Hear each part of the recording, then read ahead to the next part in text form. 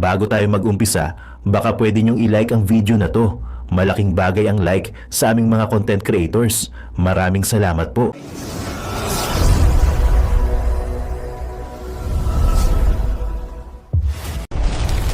Sabi magkakaroon ng subway tapos rocket. Ngayon naman, kuryente sa basura. Bangag talaga. Meron pa siya sinasabi na baha na daw, lubog na daw ang buong Luzon. Bakit hindi pa magpakita si Sara Duterte sa impeachment? Oy, Pastor Dila, anong kinalaman ni Sara Duterte sa baha?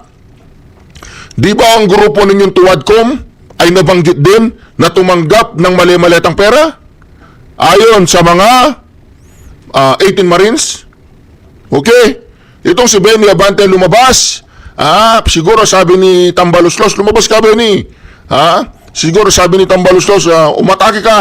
Para yatang humihina. Ito pa mga karyaso, suspendido daw po ang impeachment hearing dahil sa baha. Mantakin po ninyo yan.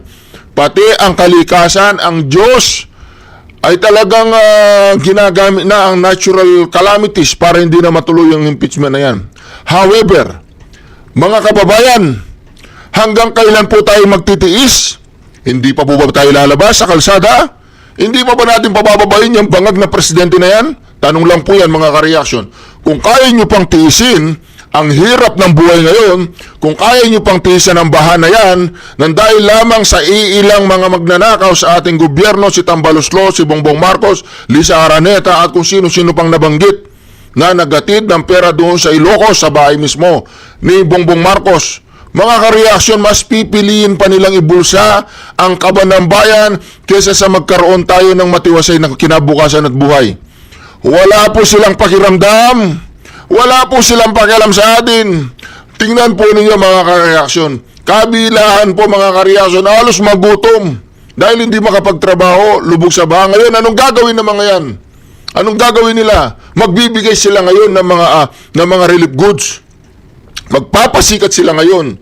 Magbibigay ng relief goods, magbibigay ng konting sardinas, magbibigay ng konting bigas para lamang maipakita sa kanila na sila ay sumeserbisyo. Katarantaduan po yan mga karyaso. Pasensya na po kayo. Dahil hindi po natin kailangan ng bigas, hindi po natin kailangan ng sardinas na galing sa nakaw, ang kailangan po natin ng pera natin ay mailagay sa tamang kalalagayan, mailagay sa mga flood control, mailagay sa mga daan, mailagay sa mga airport, mailagay sa mga eskwelahan. Ngayon, meron na pong balita mga kareaksyon. Ako, nakakalungkot po ito mga kareaksyon. Ito po ang balita, hindi po yan. Talaga yan yung mga talipandas po yan mga kareaksyon. Lalong-lalo yan si Baracuco na yan, yung gobernador na yan. Ito ang nangyari mga reaksyon. Nakakalungkot sa kalagitnaan ng gupit po ng baha. Ateneo de Zamboanga Junior High School. Ayan mga kareaksyon. Ilan daw po? Ito mga kareaksyon, hindi ko po alam kung totoo ito. Hindi. Ayan Sabi po ng Truth Stream, 2 security guard, 2 high school student, 9 na student seriously wounded. Shooters, male, 4th year high school, top of the class, walang hiya, top of the class po, apparently, unleash himself the shooting incident. Siya na mismo ang tumapos sa sarili niya mga kareaksyon, firearm shoes, Glock 9, tsaka po assault rifle na M16, alleged target, male teacher, LGBT, ayan mga kareaksyon. Kaya mga kareaksyon, siya na mismo mga kareaksyon ay tinapos po niya ang kanyang buhay. Pagkatapos po niya magasik ng lagim sa eskwelahan. Oy, Bongbong! Ayan ang nangyayari sa bayan. Dahil kayo ay kasumpa-sumpa, kayo ay mga malas sa lipunan, kayo ay masasabi nating mga salot sa lipunan. Naiinis po ko mga kareaksyon dahil yung mismong bahay namin ay binaha. Yung mismong taniman namin ay lumubog sa baha. Yung kakaunting na ipundar namin na lupa, baha. Hindi namin alam kung anong gagawin namin ngayon mga kareaksyon. Mantakin ninyo, umaabot na ngayon ng baha sa mga matataas na lugar. Yung mga hindi bumabaha noong mga unang panahon, ngayon po ay lubog. Pagkatapos ng baha na yan, tayo ba ay maniningil na? Pabababain na ba natin ang mga magnanakaw dyan sa Malacanang? Yan lang po ay katanungan lamang. Ito po mga kareaksyon, pakinggan po natin ito. Paano ka hindi magagalaiti sa sitwasyon na ito? Nasaan naman? Oo. Kung ikaw ay mahirap nating kababayan at ikaw ang apektuhan yan. Di ba? Iisipin mo, wala. Iiling-iling ka na lang dyan eh. Nako. Kaya tuloy Oo. si Congressman Benny Abante dyan, hindi Oo. na nakapagpigil. 5th District ng Maynila yan. Maynila. Oo, Oo. dahil puro baha, di ba? Ano siya? Umatras na. Hindi Hindi. na umabante. Hindi na nakapagpigil. Ha? Ba, ano? Habang nakikita ng mga kababayan niya bumabaha sa buong Metro Manila. Grabe, no? Ba? Ay napabulalas na ng kanyang sama ng loob. Hindi pa po tumitigil ang ulan, ha? Hira lang magbulalas ng sama ng loob Kasi itong dati si... nagpipigil yan. Hindi Oo. na gano'n nagsasalita. Ano may kinalaman sa flood control? Oo! Aba. Ang sabi niya, baha na sa buong Luzon. Nang? Baha na sa buong Luzon. Baha Baha na, tubig. Tubig. Akala ko Oo. sa lapi ang bumaba. Baha na. Baha, oo. Nagalit eh. Nako. Sabi ni Kong Benny Abante, baha na po sa buong Luzon. Anong ginagawa ng ating Vice President? O naman, Vice President, anong ginagawa nyo? Namamasyal. Baha na sa buong Luzon, ba't hindi nyo asikasuhin yung mga baha dito? Seryoso nga si Kong Abante yan. Baka naman fake news lang yan, May Nelson. dagdag pa. Oo. Meron tayong impeachment court dito. Dapat humarap siya. Ba, teka. Nasaan ngayon ang Vice President? Bumabaha na, nagagalit na ang Diyos. O yan ang Kanino? sabi niya. Baka sa kanya.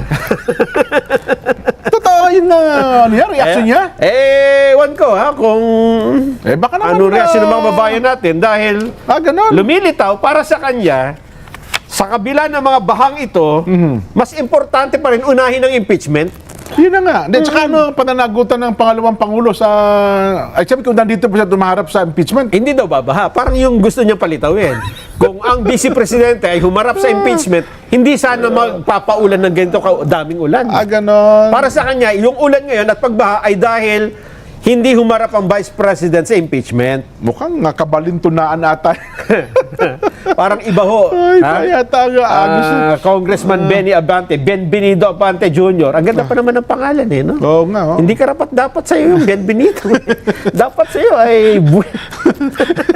Hindi, Di baka ba? naman, talaga ba sinabi niya? Baka naman hindi niya sinabi. Oo, sinabi niya ito. Talaga? Oo. Kung mukhang kailangan natin magpaayos.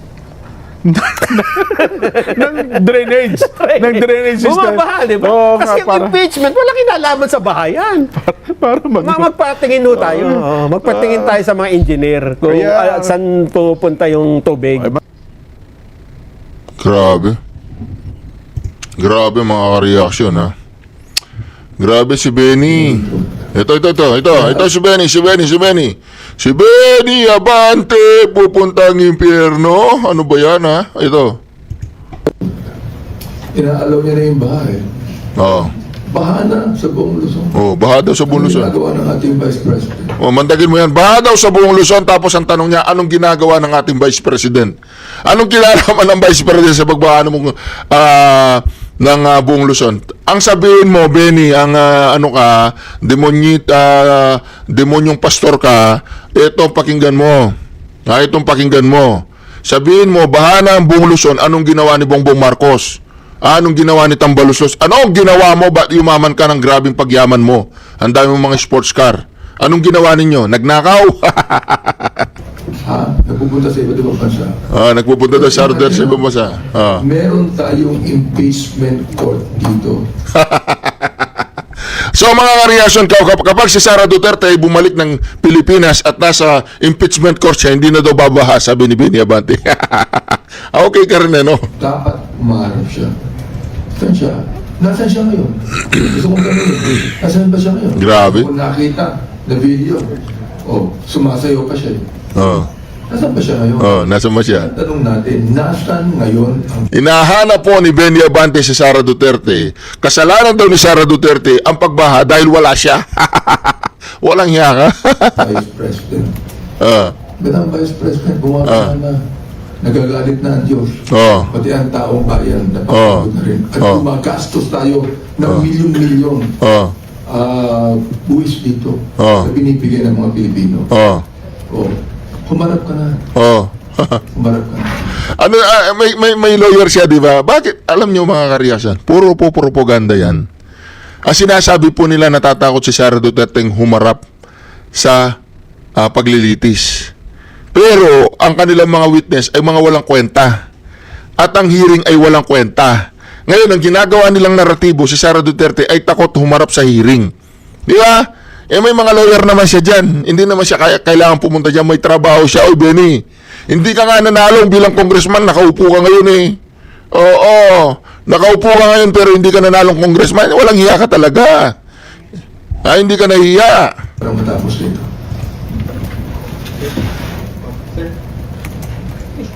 Forget yung impression. Tama ba yung impression ko na parang okay yun? Grabe si Abante, no? Grabe ang propaganda nila. Pikon na pikon si Pastor Abante. Pikon na pikon kay Vice President Sara Duterte. Alam mo, sir, kahit magsisigaw ka pa dyan, sabi nyo, sinusunod nyo yung batas. Pag si Vice President sumusunod ng batas, kukontrahin ninyo? According to the rules, pwede siyang hindi mag-appear at magpakita sa impeachment court. Pwede yung kanyang mga lawyers lang. Why do you keep on insisting? Dahil nagpapanik na kayo. Dahil hindi nyo makuha yung kanyang inis. Masakit siguro, sir, yung ini-ignore, no? Yung parang, wala lang. Masakit siguro yun, no? Yung parang nagdadaldal ka na, lumalabas na yung ugat ng leeg mo, tapos yung pinagsasalitaan mo, deadma lang. Why? Kasi nga mas matalino sa inyo yun. Tactician yun. Daldalero ka lang. Magaling ka lang sa bukadera, marunong ka lang magsalita. But actually, you are hollow and empty inside. Alam mo kung bakit sinabi ko yan, Pastor, sa'yo?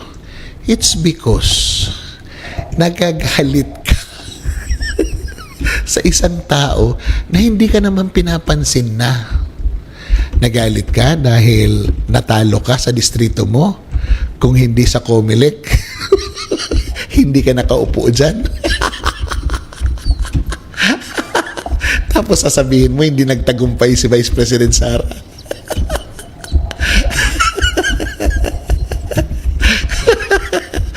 Manila yan, ha? Taga Davao si Vice President Sara. Minsan lang nagpunta sa distrito mo para magsalita. Muntik ka pa. Paano pa yung future pag maging presidente na si VP Sara? Kaya double time, sir. Galitin mo yung Vice President. Pero alam nyo, hindi kayo talaga magtatagumpay dyan. Why? You keep on insisting that you are following the law. Hindi. You're not only bending the law. You are interpreting the law. As if you are the Supreme Court. Sir, mapikon ka lang. Dahil sa totoo lang, marami talagang galit sa'yo, sir. Sa inyo lahat dyan, maraming galit sa inyo. At alam kong random nyo yan. You are the most popular and popular politicians in the Philippines. You are popular because people know you. You are unpopular because the people does not like you. All of it. Your hypocrisy, your principles, what you stand for, and what comes out from your mouth.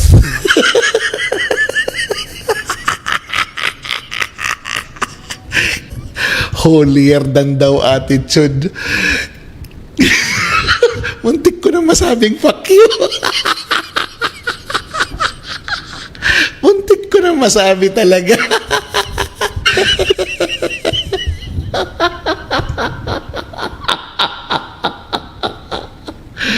What a shame, pastor ka pa naman. Sayang ang bayot. Ako, personally speaking, I expect the defense to do everything they can to... Hindi po ba kayo nagtaka? Bigla-bigla lumabas tong si Abante. Anong meron, Abante? Baha? Hanggang hita daw at tubig sa Ortigas! Oy! Akala ko naman sa probinsya. Cainta, Rizal, ang lapit lang nito. Ay, oo. O, tingnan natin si Tantan Alcantara. Tantan! Nelson, Jen, ayun nga ay kasalukuyan dito tayo sa Taytay Rizal kung saan nakakaranas tayo uli ng malakas na ulan. Kung maririnig ninyo sa ating background ay itong patak ng malakas na ulan. So kanina nga, Nelson, nasa kanina ang mataas na baha hindi dito na malakas na ulan na nagdula simula nitong alas 11 ng tanghali at tumigil alas 10 ng hapon. Nakita natin na yung mga sasakyan ay pinilit na itawid dito sa maragas ng baha na aabot sa hanggang hita. Pero ito ay pinilit na dyan at ilang mga motorsiklo ay sinusubok rin na tawirin itong kahabaan ng Ortigas Avenue Extension dito sa Maytay Rizal. Dahil kami na rin nakita natin na ito ay base sa aking experience dito sa kahabaan ng Ortigas Avenue Extension ay itong side lang ng going to Junction Cainta ang nakikita natin na pinataha, no? Sa tapat itong eskwelahan dahil yung sa may subdivision dyan na may malaking ilog ay umaapaw. Pero nung nakita natin kanina, yung going naman to Antipolo, yung packet ng Antipolo na galing naman ng Cainta Junction, pagdating dito sa binahang intersection, ay nagkaroon din ng panibagong baha. Dahil nga sa pag-apaw naman ng isang click dito sa isang malaking establishment. So, yun, kanina ay nagdulot ng matinding traffic dahil sa kahabaan ng Ortigas Avenue Extension. At kasalukuyan ngayon, Nelson, dito sa may junction area, yung kilalang subdivision dyan na laging binabaha, ay kasalukuyan na lubog sa tubig baha. Feeling best? Wala dito sa Feeling best? Taytay Rizal. Go ahead. Ano yan? Feeling best? Hindi po, sa may junction Cainta, ito ay ang tinatawag Park Place papunta sa ang paglala ng mga pampaserong jeep o pampaserong mga sasakyan. Pag sinabing Park Place, alam na nila na mataas ang tubig dito at Papuntang pagka Taytayan. ulan, Di ba? ay lumulubog. Papuntang Taytayan, Tantan, di ba? Yung diretso. Copy, papuntang Taytayan. Ito yung nasa may highway, Yes. Ortigas Avenue Extension. Oo nga. Ay, di sige. Pero, yun ang tindi. May mga sumasalubong na eh. Tataka naman ako sa bakit nag-counterflow yun, ano? Eh kasi hindi sila pwede dumaan Sa dito sa kabilang kanila. side. Malalim. Oo. Malalim. Oo. Ayun, isa pa yun. Kaya nagka-counterflow yung mga sasakyan na galing Antipolo dahil hindi na inaasahan na magkakaroon din ng tubig bago dumating din sa intersection. Na which is dati ay wala namang tubig yan.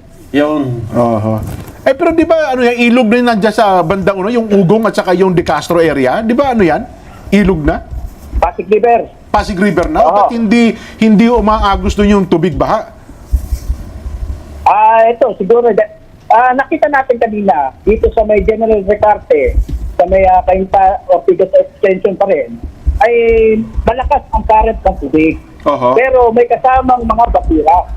No? Ayun, At ito ay isa sa mga dahilan din kung bakit nagbabara yung ibang creek o ibang kanal na iba pa nga ay nasanhan na yung mga kanal na sinasabi nila na hinayos dahil sa flood control project. Pero ngayon, wala tayong nakikitang kanal na. Ayun. Eh di sige. Thank you, Tantan. Ano, mag-report ka pa mamaya. Kailan pa mga lugar na mapupuntahan mo, na? Yan po si Tantan. Wala naman update mula sa Taytay Rizal, Tantan Alcantara para sa ganang mamamayan. Ayan. Pero ako yung natatakot na siya. Nakikita ko yung mga bata. Grabe. Nakakawa po ang buong Luzon. Nakakawa po ang buong Luzon, mga kareaksyon. Ang una nilang kanilang ginawa is like Ngayon, itong si Bangag, ano yun niya, sisisihin niya ngayon, yung basura. Pakinggan po natin, ha? Paano tayo niloloko ng tao na to? nilang kanilang ginawa is like naglagay sila ng basurahan. Ang problema ko minsan, walang basurahan. Walang pupuntahan, walang itatapos, walang paglalagyan ng basura. Grabe. Basura po ang sinisisi ngayon ni Bongbong Marcos. Grabe talaga. Kaya ninenervyos sila na hindi Tama, ninenervyos sila kahit na binabaha na ang buong Luzon. Ang gusto pa rin nilang ituloy, impeachment. Ninenervyos sila. Bakit kanyo mga kareaksyon? Dahil po mga kareaksyon, ninenervyos sila. Dahil pag si Sara Duterte na po, baka sila po ang gawing flood control. ninenervyos sila na hindi ma-impeach si Sara or baka manalo si Sara na presidente sa 2028. Kasi the only way you can stop Sara Duterte from becoming president is either to kill her or to impeach her. Wala nang iba. Hindi nila mapipigilan ito na maging presidente si Sara Duterte. Grabe, grabe. Grabe po mga ka-reaction. Grabe. Grabe ah. Ang kaibahan ni PRRD at BBM, si PRRD natapos ang kanyang termino, pero hanggang ngayon mahal siya ng taong bayan. At ang pananaw sa kanya ng taong bayan ay the best president.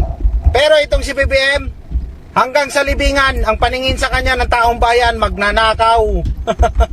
At kinamumuhian ng taong bayan. Grabe. Grabe ha. Grabe po mga ka-reaction. Ha? Ibang klase po talaga si Bongbong ha. Ibang klase. Ibang klase ha. Tunay na opinyon ng taong bayan. Ito Vox Populi. Dito si ang boses mo attorney, ang bida. papakinggan mo natin. Maganda po ito. Ding banatan nung prosecution at defense. At syempre, para mas mahimay pa natin yan, kailangan may makausap tayong abogado. Yun. Wala si attorney Coach Oli. So, kailangan natin ng isang abogado. Siyempre, yung isang dumaan sa matinding litigation o trial lawyer. Kaya, siguro introduce na natin. Nandyan pa na po ba kayo? Magparamdam po kayo, Attorney Mike Operario. Yes. Isang trial lawyer po. Attorney Mike, magandang araw po. Ayun. Magandang gabi Grabe. mga idol. Kay Jack, Barat, RJ. It's nice to be here. Nakasama ko rin kayo sa bukas. Yun. Lagi natin napapanood to sa SMNI. nakasabay ako sa kanya eh. Oo. Ang Oo. gwapo eh. Oo. Oo. Bakit pagkano, gwapo? Papawit, binablak ko eh. Kapag magwapong lawyer, matalino, maganda, follow yan. Oo, hindi ka nagsasalita, follow yan. Pero pag makakawit, kakain na rin nun, black yan. Oo. Ayan, attorney, magbigay naman kayo ng konting background po sa inyo para sa ating mga first-time viewers na mapanood po kayo. Ano po ba ang inyong karanasan pagdating po sa pagiging isang trial lawyer? Well, I've been a lawyer for 31 years already. I passed the bar in 1995. I first joined up kay Senator Rocco nung siya ay nasa Senado pa. But actually, I joined up Rocco Bunyag Kapunan. Si Robocop ang tawag dyan noon eh. Kaya si Attorney Kapunan, actually, ninang ko yan sa kasal. Nako, ninang pala, ninang. Rocco. Grabe. And then in 1997, bumalik ako sa Bataan, but I became also one of the consultants of Senator Rocco nung siya ay naging Secretary of DepEd. And I also became part of Action Democratico, and then I've been in litigation up to the present, and I am currently the president of IDP Bataan chapter. Nako, ayan narinig mo. Ako, nilang niya pala yung kapunan. Bakit tayo magsalita ng masama? Oo. Grabe. Ingat-ingat ka, Jack. Oo. Kayo na lang magtanong kayo, Tol. Pero may una akong tanong, attorney, kasi may kalituhan sa mga kababayan natin. Ano ba yung ano tawag doon, yung misleading question para sa part ng misleading at leading question para doon sa part ng prosecution at misleading at leading question naman doon sa part ng defense. Kasi nagkakaroon ng kaguluhan dyan yung mga kababayan natin eh. Paki-explain nga po, attorney. Actually, hindi naman dapat pagkaguluhan yan. Ginawa lang masyadong malaking issue. Ang leading question, usually yan, kapag yung question na inilatag ay answerable by yes or no. Parang ikaw na nagsabi, halimbawa, si Jack, ang aking tinatanong, totoo ba, Jack Argotan, ikaw ay gwapo? Ay, siyempre, leading. Sasabihin niya, yes. Diba? Pero kapag ang misleading is that nagbubuo ka ng premise dun sa tanong na hindi naman ito napag-usapan o wala doon sa mga unang pinag-usapan. Ang question dito, ang naging issue kasi dito, pwede daw ba na yung depensa ay mag-ask ng misleading questions? Actually, under the rules, objectionable yan. Pero hindi ibig sabihin nun, hindi susubok ang depensa, even to ask a misleading question. Kasi ang purpose namin dyan is to test the credibility of the witness to know kung totoo ngang alam niya yung kanyang mga pinagsasasabi. Kasi if you ask them a misleading question, they can immediately correct themselves kung hindi naman yan mapuna ng prosecution or the one who presented the witness. So pwede naman mag-object doon yung abogado na nagpresenta ng testigo at sasabihin niya nga that is a misleading question. So hindi siya actually malaking issue. It's a non-issue because meron kang available remedies. Pag nakadinig ka ng misleading question, di mag-object ka. Ay kaso dito, pag nakadinig ng misleading question, nagpo-post sa Facebook eh. So, parang doon nagkaroon ng problema dito because of the specific prohibition dito sa Rule 18 ng Senate Impeachment Rules na pinagbabawalan yung mga abogado na maggawa ng anumang mga statement in media or social media that is directly related to the case other than yung mga official na mga pahayag nila, mga press conference after the hearing. So, ganun yung sitwasyon nila sa kasalukuyan. Oo nga, attorney, kasi yung mga kababayan natin, nalilito na rin dyan na ano ba yun? Na tama ba yung ginawa ng defense? Mali ba yung ginawa ng defense? Kaya at least meron tayong mga abogado na nagpapaliwanag ng ganyan. Okay? Attorney, yung sinasabi niyo po na parang nagkomento yung isang prosecution ng nag-text o nag-post ng caption niya. Anong masasabi niyo po doon? Well, that is uncalled for because kaming mga abogadong hindi bahagi ng hearing, hindi kami nakatayo doon, okay lang sa amin yun, because that is our fair commentary on what is happening. But sila na directly involved doon sa kaso because they are part of the process itself, the rules on impeachment applies to them. Nag-a-apply yun sa kanya. At dito pinag-uusapan nga yung Rule 18 na may prohibition sa kanila. It's like a gag order para sa kanila na maggawa ng mga komentaryo na magkakaroon ng diretsong epekto doon sa outcome ng kaso or may shape a public opinion regarding the case because all of that should happen doon sa korte mismo sa impeachment hearing, hindi dito sa mga social media post nila. Ang problema dito sa mga abogado, parang naiinggit yata sa banateros, parang gusto na rin maging mga vloggers.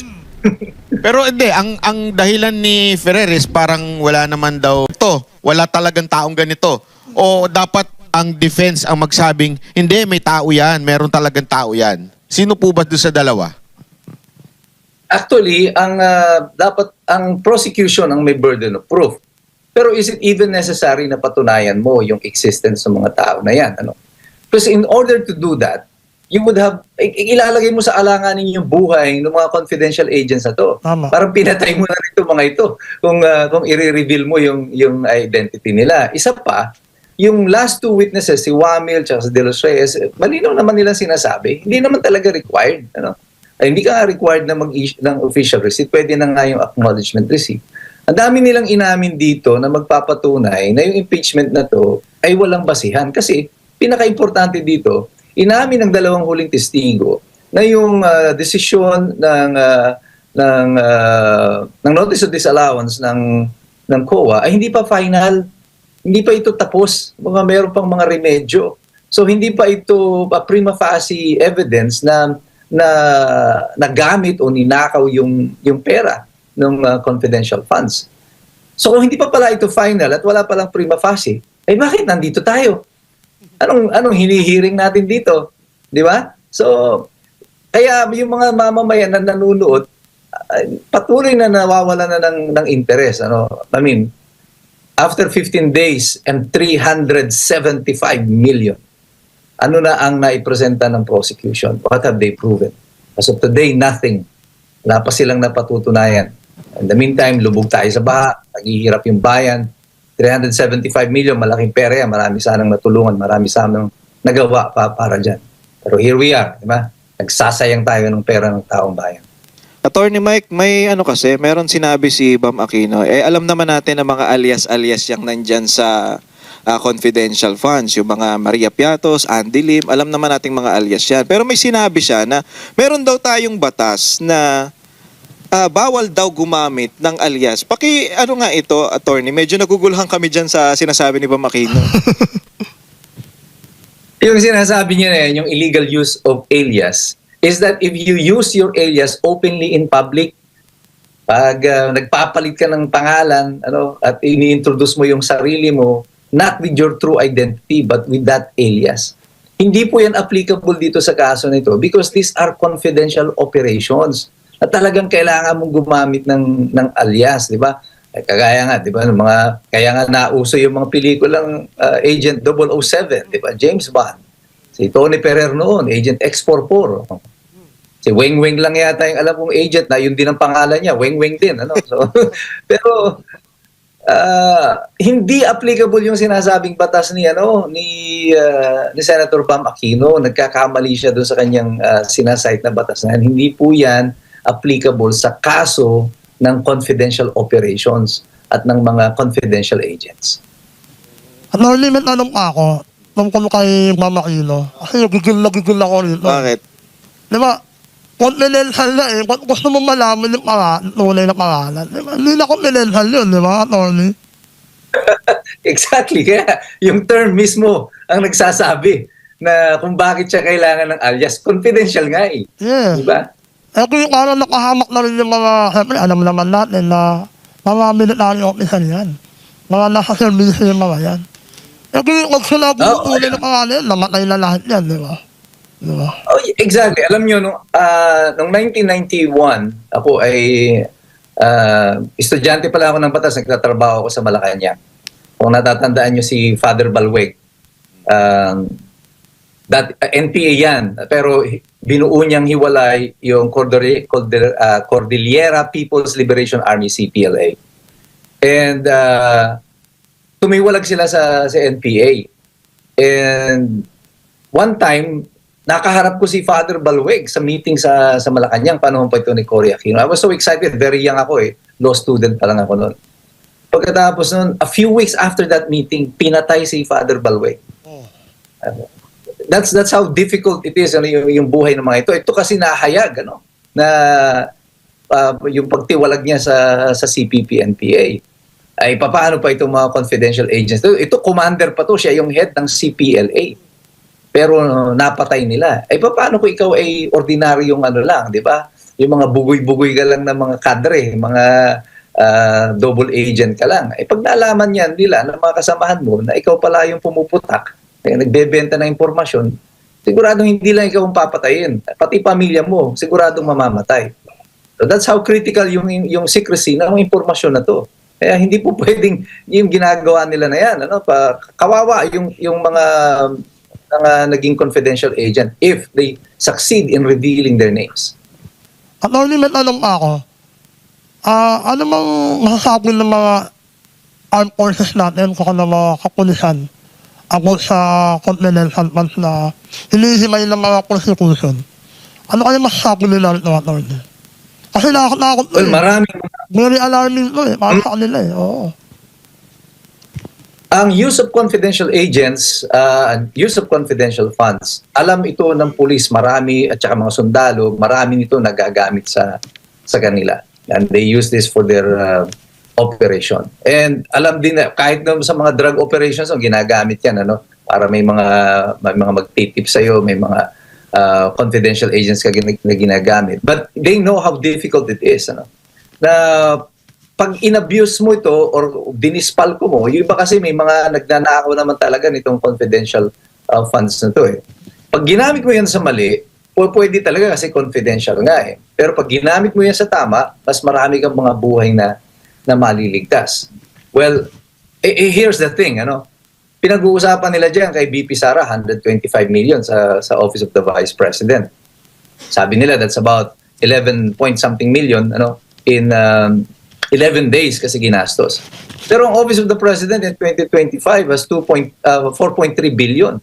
And that's about 11.78 million pesos a day for 365 days. So bakit hindi nila tinatanong? Bakit hindi sila nag-iimbestiga? Tama yan, magtanong kayo tungkol sa confidential funds. Pero dapat maging makatwiran kayo, maging patas kayo. Kung gusto nyo tanungin, tanungin nyo lahat. If you want an accounting, let everyone account for it. Pero ito, malinaw dito para sa mga Pilipino, si VP Sara, ay iniimbestigahan ni dahil siya ay corrupt. Kundi, siya yung mananalong presidente. Malinaw na paninira ng lahat ng to, attorney, no? Alam mo rin yan, di ba? Yes. Attorney, may isa pang issue na nalaman natin dito sa Day 14. Yung issue ng hindi daw dapat ibinigay ni Acosta, yung SDO ni VP, kay dun sa Colonel La Chica. Dapat daw ay si Acosta mismo ang nagbigay doon sa bawat confidential agent na kung sino man yung binibigyan.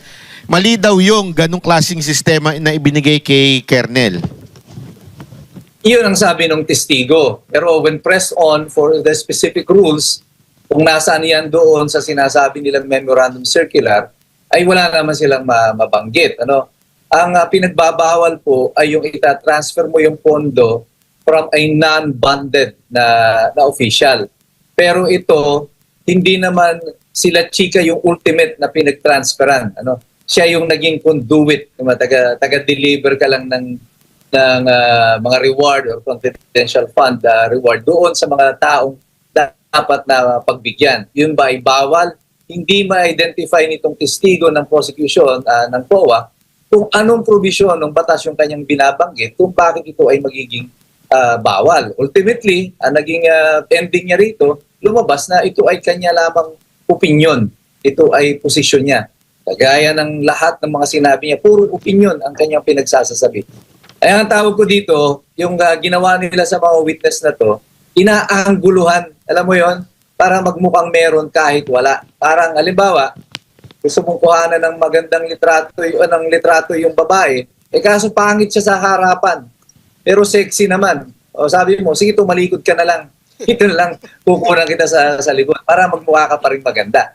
That is exactly what is happening with the prosecution sa kanilang presentation of evidence. All of the evidence that they have presented so far, inaangguluhan nila para yung wala, magmukhang meron. Para yung pangit, magmukhang maganda. Alam ko, si Sir Jack, maraming kilalang pangit ito. Alam niya kung paano maangguluhan yan. So, attorney, parang pinapalabas lang nila dito na talagang sa base doon sa mga nakita nating ebidensya at doon sa mga testigo, parang pinapalabas lang talaga nila. Gusto nilang siraan si VP Sara, I think that's very clear. Para sa mga tao, yung mga may utak pa na nag-iisip, from day one, alam na natin yan, what this is all about. Alam natin kung bakit kinulong si Marcoleta, bakit kinulong si Mike the Defensor. Alam natin bakit si Jinggoy ay nasa piitan, di ba? Alam natin bakit ang binabanatan ngayon ng mga kaso ay mga nasa oposisyon at wala sa administrasyon.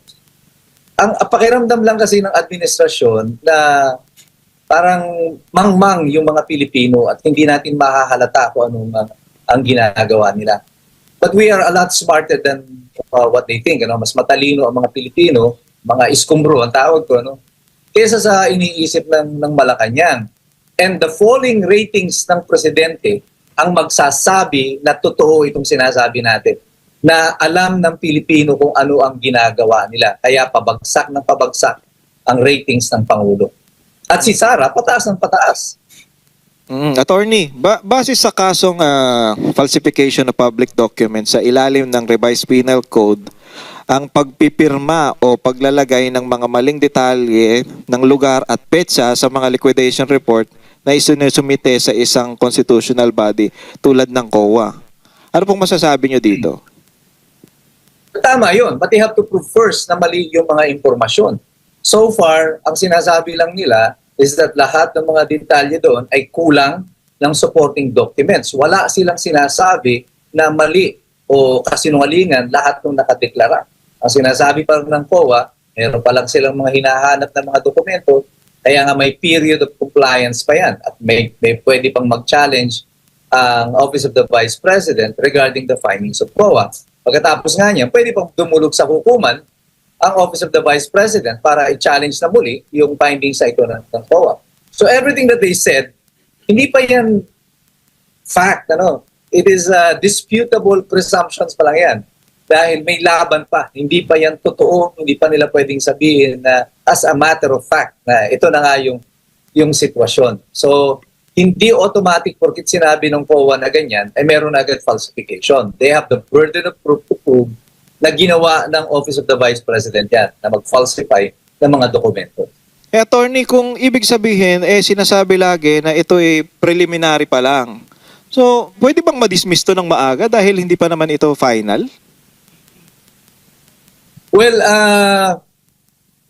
ang problema dyan, dahil nga hiwa-hiwalay yung articles at base doon sa napag-agreehan na schedule, tatapusin muna ng prosecution lahat ng kanilang articles. So, unfortunately, ay uubusin natin itong tatlong, yung 4 na articles of impeachment, yung full 90 days na ito. At parang alam mo, parang torture sa ating lahat itong presentation na ito. And we have to finish this hanggang sa dulo bago pa lamang makapagdesisyon ang Senado ukol dito. So talagang walang takas, attorney, no? Tatapusin talaga natin. bago pa umabot na lahat ng oposisyon, ubus na, nakakulong na. Malamang. Oo. Hindi tayo aabot. Ang pinakamasakit dyan, Sir Jack, hindi lang yung 90 days, ano? Yung 2.3 billion na gagastusin para sa impeachment. Yun ang mas masakit. Ano yung ginagawa nila tama yung Pilipino, no? Ano ba mas mahal? 125 million? O magkano 2.3 billion? Ano ba? 2.3 billion ang gagastusin nila. Nasisaraan ako ng bait eh. Kunti na nga ng bait mo eh. Hindi, maganda siguro tayo pumunta na rin doon. Makikain na lang tayo doon sa buffet nila doon. Para may pakinabag naman tayong taong bayan, ano? Meron natin yun eh. Oo, kasi eto na nga, attorney. At for day 1 to 15, meron po ba kayong nakitang any slight? Let's open our mind. Any slight na medyo may punto dito yung yung prosecution, meron silang konting puntos dito kasi parang ngayon wala silang puntos para sa akin, wala akong nakikitang puntos. Pero kayo bilang abogado, meron po ba kayong nakitang kahit kapirasong puntos ang prosecution? Well, I'm trying to be as objective as possible kasi nga dalawang korte ang tinitignan ko dito, ano? Yung korte na sa impeachment bilang isang abogado, sinusuri mo yung ebidensya. Meron ba? Meron bang sapat para makonvict mo ang isang vice-presidente ukol dito? Doon sa aspeto ng ebidensya pa lang, mukhang ligwak na itong prosecution. They haven't been able to prove anything. Wala silang napapatunayan hanggang sa kasalukuyan. Sadly for the prosecution, na ito yung katatayuan nila. Pero nagkakaroon siya ng epekto pati doon sa pangalawang korte, yung the bar of public opinion, because they are failing miserably dito sa presentation of evidence nila. Pati taong bayan nawawala ng interes sa panunood, kaya pati sa public opinion they are losing it yung kaso na ito. So gusto ko magbigay ng marka na medyo kaaya-aya sa kanila. Siguro wala talaga hindi ko masabing kahit in terms of presentation. Attorney, baka yung lipstick nung isa hindi niyo nagugustuhan. Baka naman yung lipstick nung isa. Blush on. Ayoko, masyadong mapula. Attorney, baka naman, kayo po, di ba, ang tagal nyo naging trial lawyer. Ni once ba hindi kayo nag-lipstick sa trial? Never. Tudahan ako na asawa ko na. Bakit ako nag-lipstick?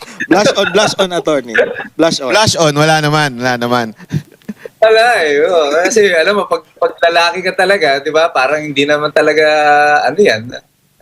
pulbos yun, aaminin ko. Minsan, pupulbos ka. Hindi, kasi, attorney for your information, itong dalawang katabi, nagpapamakeup bago mag-show. Kaya medyo nagdududa na rin ako eh. Hindi, mailaw kasi mailaw. Mailaw. Okay, okay. Only kami na only. Maliwanag. Nagkakabukian na tayo dito Tayo dyan. Ano, attorney, dito naman sa anong mangingibabaw na ang confidentiality clause sa loob ng isang administration joint circular o yung kapangyarihan ng Kongreso na mag-issue ng subpoena juices tecum sa ngalan ng kanilang constitution power o oversight na impeachment.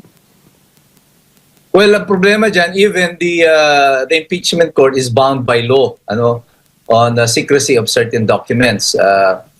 Until it is declassified, yung mga dokumento na yan, ating si Ping Lacson binanggit ito, na lahat yung mga pangalan ng mga confidential agents na yan should be contained in a vault. And until such time that the operation has been finished and declassified, kailangan ma-declassify mo muna yung mga dokumento. Not even the impeachment court is allowed to touch that. Kasi dahil nga may security risk dito if you do that, na ma-reveal yung mga pangalan ng mga tao na to. Unfortunately for the Senate and for the prosecution, they are not legally na mayroong authority na i-open itong mga confidential na mga records na to. They have to take it on face value kung ano yung sinabmit sa COA, and they would have to deal with that kung iyan yung Ang problema ng prosecution dito hanggang ngayon hindi nila maidugtong kung saan dito pumapasok yung pagnanakaw ng confidential funds na ito na napunta sa kapakinabangan ni Sara Duterte. So right now wala pa rin, nasa zero pa rin ang prosecution dito. Everything that they have presented ay mga ebidensyang alam na natin. Alam natin that there was a confidential fund. Alam natin na ginamit ito sa operation. Alam natin na may mga aliases yung confidential agents. So, anong meron, di ba? Ama naming Diyos na makapangyarihan sa lahat, salamat po sa iyong pagmamahal na hindi nagmamaliw. Sa gitna ng kaguluhan sa aming bansa, turuan niyo po kaming magtiwala sa iyong hustisya at hindi sa hustisya ng tao. Linisin niyo po ang aming mga puso at ituro niyo po ang tamang daan ng katotohanan at pag-ibig. Tulungan niyo po kaming maging ilaw sa gitna ng dilim at ipakita sa mundo na may pag-asa pa sa pangalan ng aming Panginoon Hesus. Salamat po sa pag-ibig po ninyo at salamat sa pagdinig ng aming mga panalangin at iligtas niyo po kami. Sa pangalawa po ninyong pagparito at patawarin po kami sa lahat ng aming mga pagkukulang at pagkakasala, sapagkat ito po ang aming samutiling sa matamis na pangalan ng aming Panginoon Hesus. Amen. Sa lumang silid, mag-isa kang tahimik. Walang kamera, palakpak ay wala na. Ngunit sa bawat pader ng bayang iniwan mo, may pangalan mong di na mabubura.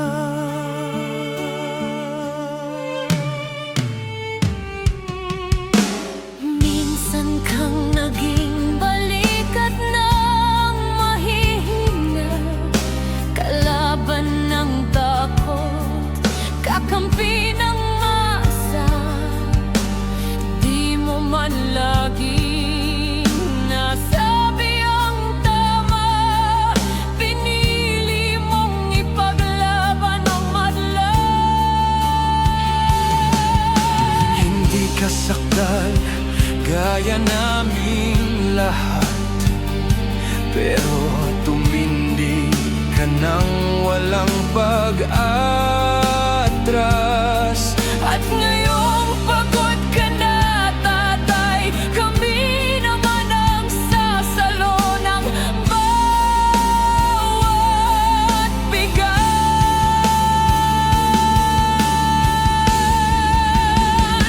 Hanggang sa dulo, ikaw ay mahal. Kahit papagod na ang iyong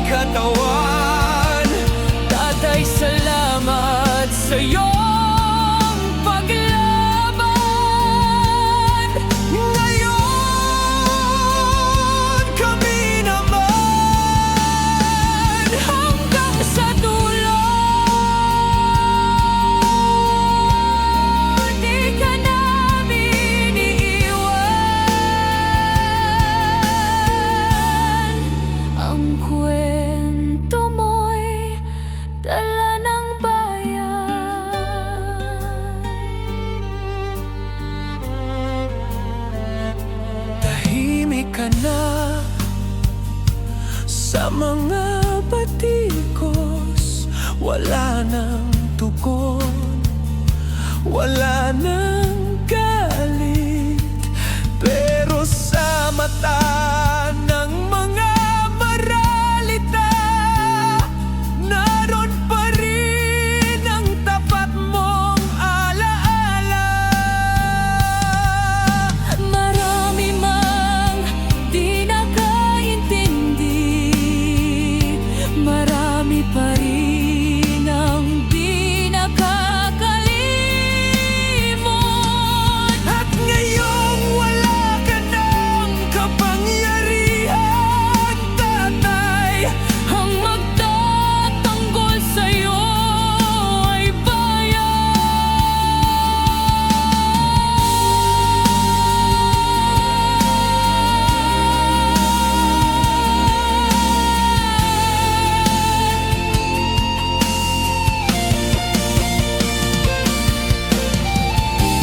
hindi ka nag-iisa kahit ngayon.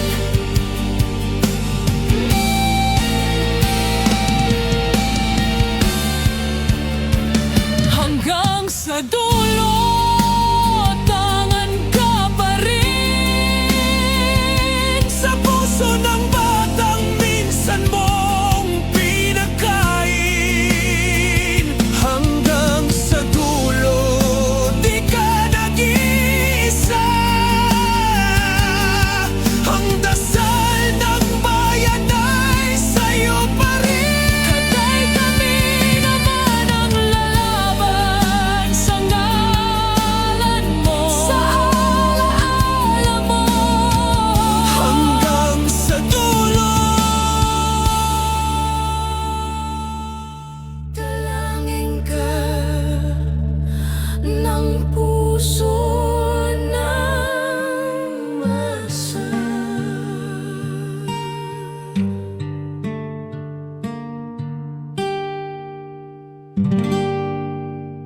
At yun na nga mga kababayan, ano na ang masasabi mo?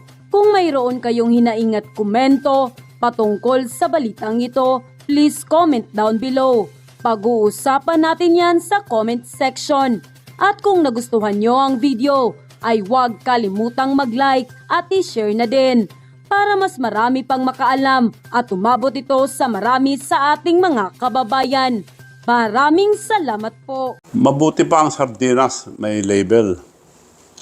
Eh tayo, wala. Nay, ito na yung bayad ko sa isa, ano? O, kunin mo yung isa. Isa muna, iyan, no? Tapos, isa pa, di ba? 4 dapat na sardinas, eh. O, yan. 3 na. Pang-4 na sardinas. O, okay na.